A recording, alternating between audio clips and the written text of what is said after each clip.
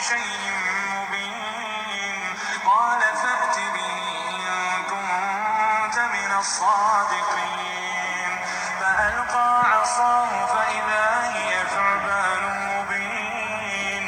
ونزع يده فإذا هي بيضاء للناظرين قال للملأ حوله إن هذا لساحر عليم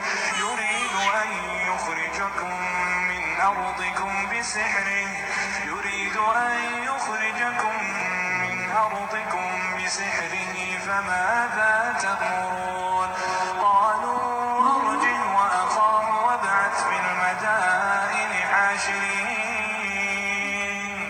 يأتوك بكل سحار عليم فجمع السحرة لميقات يوم معلوم وقيل للناس هل أنتم مجتمعون لعلنا نتبع السحرة إن كانوا هم الغالبين فلما جاء السحرة قالوا لفرعون أئن لنا لأجرا إن كنا نحن الغالبين قال نعم وإنكم إذا لمن المقربين قال لهم موسى ألقوا ما أنتم ملقون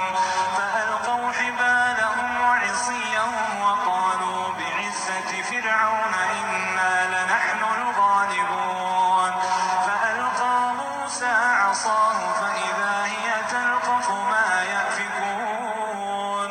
فألقي السحرة ساجدين قالوا آمنا برب العالمين